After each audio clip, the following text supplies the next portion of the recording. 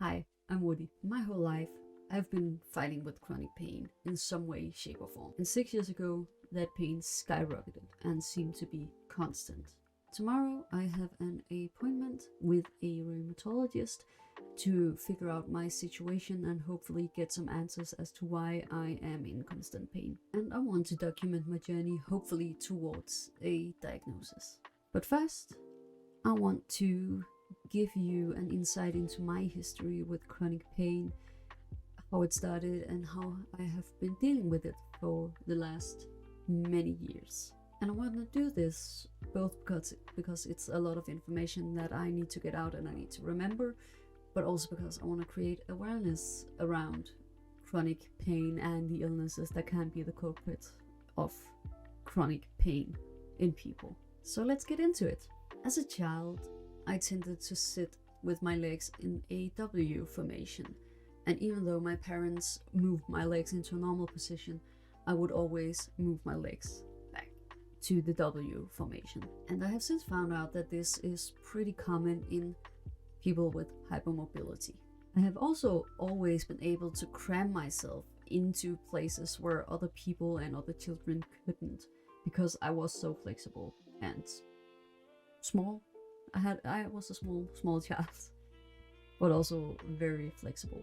It wasn't long before I was officially diagnosed with hypermobility, and even though I did have an official diagnosis, nothing really came of it, and I just kept going on with my life since I wasn't bothered by it in any way, shape, or form. Then, when I was around 10 or 11 years old, I started ticking. I started rolling my neck and like this, rolling my wrists and my shoulder. It was so severe that my parents actually took me to the doctor because they suspected I have hurt myself doing gymnastics or something.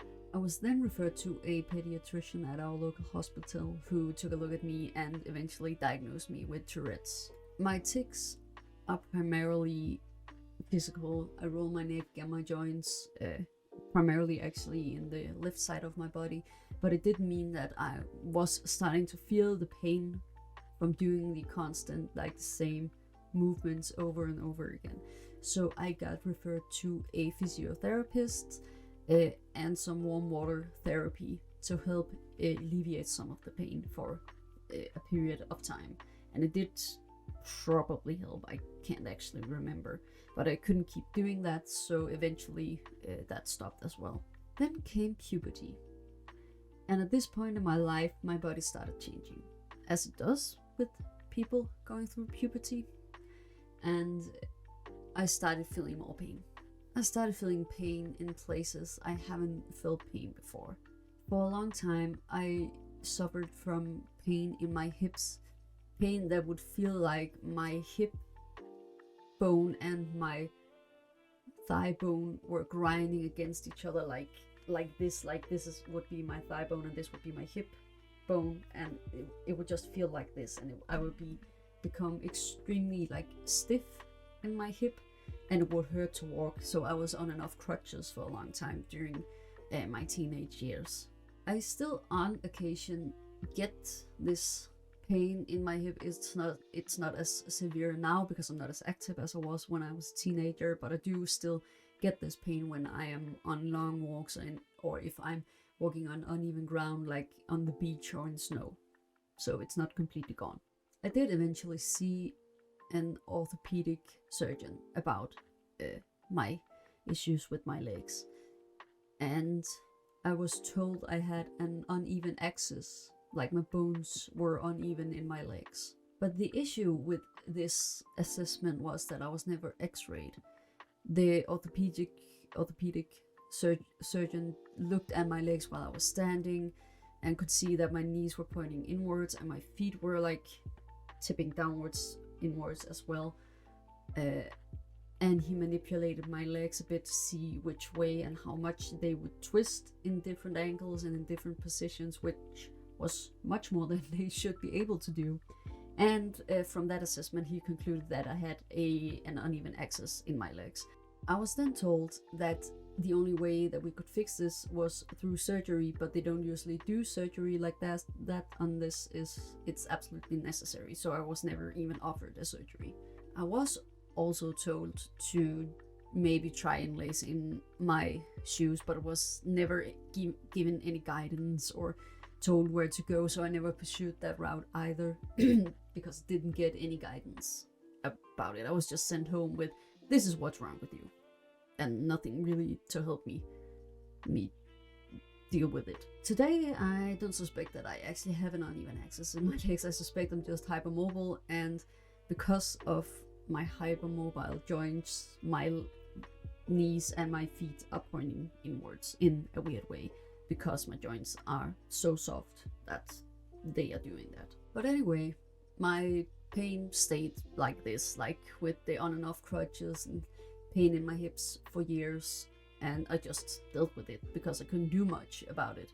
I did go to some physiotherapy for a short period of time, but the training really didn't help that much alleviate any of the pain. So that stopped again. Then around year 19 or 20, I was 19, 20 years old at this point, my sister and I started going to the fitness center, working out, and it worked really well. And then around 4 weeks into this, going to the gym consistently for 2 or 3 times a week, my hips started popping, and like really popping. Every time I was out walking, they would pop, and this was both in the inner and outer joint, and it would hurt, and I would have a hard time walking. So I went to my doctor and said, hey, I have an issue with my hips popping, and they referred me to a specialist. And this specialist was the orthopedic surgeon that I was at years earlier, who told me I had an uneven axis through my legs. He examined me, and we couldn't really manipulate my hips to pop while I was on the examining table, but he told me that I had trained my lower stomach muscle too much, and it was pulling on my hip joint and making it pop. So I should just stop training and take it easy, and it should go away. Which it also did, but I feel like it's stupid to tell me not to like work out and stop training when I have pain issues already. But yes, I did stop training, and it did kind of stop popping for a time being at least. Kinda at the same time in my life, I had also got into a period of constantly spraining my ankles, so I was also on and off crutches because of that. So I had issues with hip pains, spraining my ankles, so I had ankle pain, hips popping, which eventually also started affecting my back. I have also always been dealing with migraines, so in general, a lot of pain at this point in my life. The pain seemed to stay like at this level for a couple of years. I had some periods with hip pains, I had some issues with shin splints and tendonitis, but I was also a gymnast, so that was expected and I was used to it, and I had some methods to deal with it and make it not as severe. So that is what I did. I dealt with it. Then, in the summer of 2017, I was on vacation with my then boyfriend, now husband, and his family on Crete, and I had an accident. We were one morning at 9-10 p.m. sitting on the balcony, having a smoke, playing games on our phones. The balcony was on the first floor, with a view over the pool and the ocean, so we could see what was happening. His family was down by the pool, and we were sitting up on the balcony. And I can't really remember what day this happened, but I think it was around like the middle of the vacation. But we were sitting on the balcony, just relaxing, and the last thing I remember was that I was playing a game on my phone. And the next moment I woke up on the floor inside the room, and I threw up everywhere. When I came to, I was surrounded by my husband, his family, some of the hotel staff, and a doctor. And I had no idea what had happened. I did come to myself so much that I could actually walk to the ambulance and walk into the ambulance, but I don't remember the trip from the hotel to the hospital or most of that day in general. But I did get to the hospital, and they did some tests, and they scanned my head to make sure that I wasn't bleeding internally, or I didn't have a brain bleed or anything. and all the tests were fine. I did have a brain. I have pictures of it somewhere, but most of that day was spent in the hospital. But what actually did happen, I have no idea. I do have some theories, but I don't remember anything. I was told that 1 second I was sitting playing on my phone, and the next second I fell off the chair, hit my head into the concrete wall, and started seizing. My husband screamed for help. My father-in-law ran through the kiddie pool, didn't give a shit about the kids, into the lobby to the stairs to get up and help, while my husband pulled me inside the room to make sure that I didn't hit my head further on the concrete walls. What I think happened was that I might have become lightheaded. I have been having issues with something that I suspect is POTS. I have had issues with being lightheaded if I stand up too quickly for my whole life, and I suspect that was what was happening. It was hot, and I might have tried to stand up and got lightheaded and passed out and hit my head, and the blow to my head triggered a epileptic seizure. And what my family-in-law didn't know was that this is not something new. When I was a child, I was energetic and I was wild. And from the ages 2 to 3, I think, I had various of these kinds of situations where it would hit my head and start seizing. My parents did take me to the doctor at some point when I have had like a few of these scenarios happening, and the doctor dismissed them and told them that this is normal for children because their heads apparently are more susceptible to this kind of thing. So I never did get an official diagnosis at that point. And then this happened. 20 years later, I haven't had a single, as far as I know, seizure in the 20 years between the seizures I had as a kid and the one I had when I was 23, I believe, in 2017. I got home from the vacation and I got referred to a neurological specialist, and eventually I did get the epilepsy diagnosis. And I was put on medication, and what followed was years of anxiety and depression.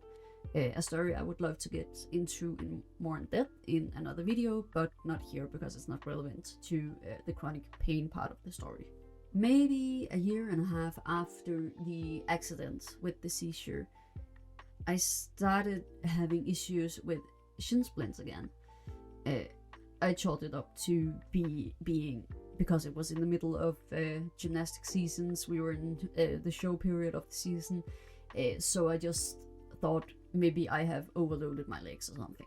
So it was normal. I did the usual heating leg warmers during training and stuff like that to maybe combat some of the pain. But it didn't disappear. Even after the end of the season, I still struggled with pain. In the summer, it seemed to be less severe, but I still had some pain in my legs. Then in the fall, 2 years after the accident, I started training again. I started as a gymnast again. However, this time I couldn't even participate in the training for more than 20 minutes, and I would get this burning pain in my knees and in my shins. Something I have not actually experienced before. I never had issues with my knees. So it was weird for me that I had this problem. And I wasn't overloaded at this point. I've had like summer vacations, so I shouldn't have any issues with overloading my body at this point. But I did have this pain. So I went for a whole season. I couldn't really participate in the training because it hurt, and I couldn't really participate in the shows that we did in the spring. And because of the pain that I was feeling, and we hit summer again, I tried to relax, and the pain did seem to be less severe again over the summer. And I started a new season of gymnastics. Same issue, pains in my knees and in my shins and in my back, but that's nothing new. And I couldn't participate in the training and in the shows again. So I went to my doctor and still suspected shin splints, but a more severe form since my usual methods didn't work. And I got put on ibuprofen for 10 days, and the pain did subside while I was on the painkillers. But it returned as soon as I stopped the treatment. At this point, the gymnastic season is over, and I kept using painkillers, not daily, but when the pain was bad, really bad, and I couldn't sleep, to manage the pain, and I'm massaging and using heat therapy, leg warmers over the summer to maybe get it to stop. Even cold didn't work, actually. Both cold therapy and heat therapy didn't work. And I just didn't start doing gymnastics again because I wasn't going to pay for something I couldn't participate in because of pain. And that was 4 years ago. I stopped doing gymnastics. So I went from training 4 to 5 hours a week to not training at all because of pain. And the pain didn't stop, even though I stopped training. So I went to the doctor 2 years after that, again, because I kept having pain. At this point, I suspected fibromyalgia because it's already in the family, and I knew something about it, and my symptoms seemed to match. And I know it's not hereditary. Really, it's not, at least been studied to be hereditary, but I did suspect that because my symptoms matched. And I got a reference to a rheumatologist that could maybe tell me something. So I called up the clinic. I had to book the time myself, but I called up the clinic to hear when they had time for me. Told them about my reference from my doctor, a little bit about my situation, what I suspected it was, and she told me, I'm gonna get back to you. You are gonna get a mail, I'm gonna get you booked in, and you're gonna get a mail with time and dates. So I waited around for a few hours, and I got a mail for January 2024. And this was in May 2022. So nearly 2 years in the future. I had to walk around with this constant pain for 2 more years before I could talk to a specialist about it. But finally, that time has come. And tomorrow I am going to see that specialist and talk about my situation. Today I suspect is Ehlers-Danlos and not fibromyalgia that I suffer from, given my other symptoms with the hypermobility in my joints, my suspected POTS, and some gastrointestinal symptoms that I have been suffering from most of my life as well. I have just never thought about it. My mom have suffered from like gastrointestinal symptoms as well, and I just thought that it was normal. I now know that it's not normal, and I suspect that it might have something to do with Ehlers-Danlos. But we will see tomorrow when I talk to the specialist and in the future. And stay tuned for an update soon.